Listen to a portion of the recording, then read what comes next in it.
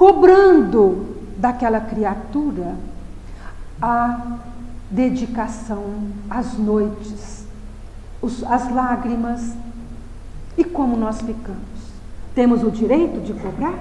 Fizemos para receber não a paga financeira, mas as palavras de gratidão, ou aquela atitude que compartilhe das nossas expectativas, ou nós cumprimos um dever ajudando aquela criatura, ajudando a nós mesmos. Então, quando nós fazemos um trabalho desinteressado, nós não esperamos recompensa. Criamos, vai meu filho, se ele tiver dentro dele aqueles ensinamentos, aqueles princípios, ele estará ao lado dos seus pais. Ele não vai esperar que o pai lhe peça. Ele não vai esperar que o pai lhe mostre as suas necessidades, as suas fraquezas físicas, a sua falta de capacidade de prover a sua existência final. Então, está aí o ensinamento que nós precisamos amealhar para que nós possamos mudar a nossa conduta. Vamos lembrar mais uma vez, meus queridos, numa passagem que eu vou procurar resumir, no livro Memórias de um Suicida, quando o espírito, esse amigo querido Camilo Castelo Branco, um ex-suicida, nos mostra na instituição em que ele estava, onde ele foi internado, após a sua alta hospitalar, ele começa a percorrer a instituição para conhecer a instituição e excursionando pelas diversas dependências, junto com um grupo de outros ex-suicidas e um instrutor que lhe passariam as devidas informações. Eles se chegam diante de uma tela muito grande.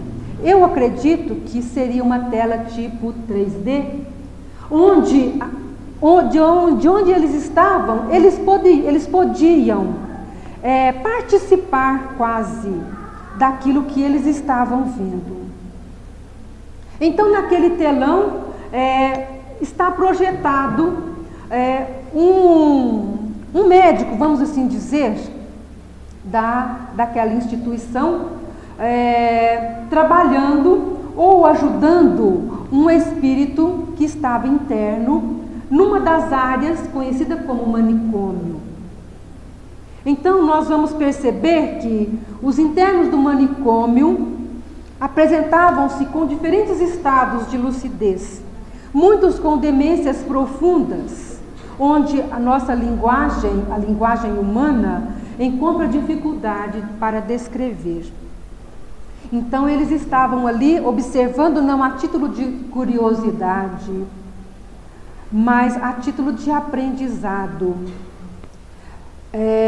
Sob as ordens daquele médico, o espírito que estava sendo observado foi convidado a sentar-se numa cadeira e submeter-se a uma sessão de terapia, que tudo indica seria como uma regressão de memória. E diante daquele momento em que o espírito ia se submeter àquela terapia, ele tenta recuar, porque intimamente, nos refolhos da consciência, ele sabia, ou ele pressentia, que o que ele iria observar iria lhe trazer mais dor, mais sofrimento. Então, ele se senta de forma mais obediente, após o comando de autoridade moral daquele médico. Então, aquele espírito começa a rogar para o médico: mas por que você está fazendo isso comigo? Nós não precisamos de fazer esse trabalho, porque eu sei que eu fui um bom filho. E, na verdade, nada tinha sido dito a ele que tratava-se de uma avaliação da conduta dele como um filho. Eu sei que fui um bom filho, eu rogo a vossa piedade em meu favor. Porém, isto prossegue. E naquele momento, o que acontece? Nós vamos perceber que ele se vê novamente com cerca de 5 anos, aproximadamente. Deixa eu ver se eu encontro aqui. Em termos de 5 anos. E naquele momento, ele se vê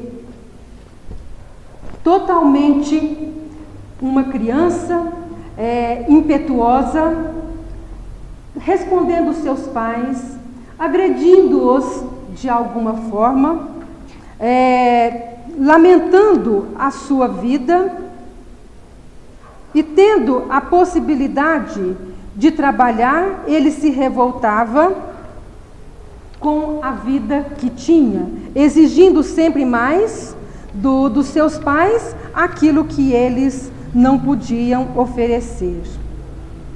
Então nós vamos perceber, eu me perdi só um pouquinho que eu vou localizar aqui, que nós vamos relatar com mais segurança.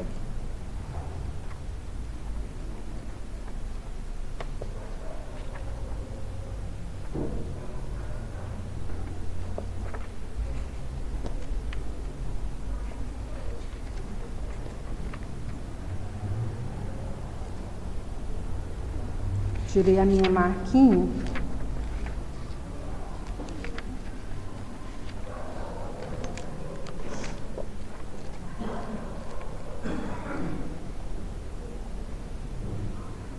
Muito bom. Deixa eu então comentando aqui, enquanto eu localizo. Aquele filho, então, resistente, ele começa a perceber que ele não tinha sido tão bom filho quanto ele imaginava.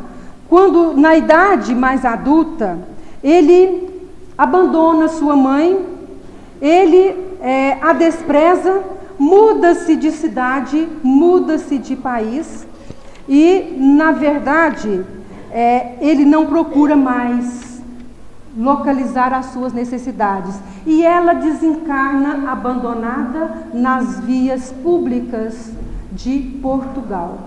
Esse espírito aqui, ele era de Madrid, ele era espanhol, então ele achava que tinha sido um bom filho. E quando começa-se a desfiar na sua memória todo o seu procedimento e que ele vê que a mãe dele desencarnou num grande abandono, ele entra em desespero, ele roga perdão à sua mãe, ele roga clemência ao Criador, a Deus, percebendo que ele havia derrogado uma das maiores leis que nós temos dentro dos 10 mandamentos, o honrar o pai e a mãe. E nós vamos percebendo que depois, no final, eu não achei aqui, tá, para falar para vocês, que no final daquela sessão, o que acontece?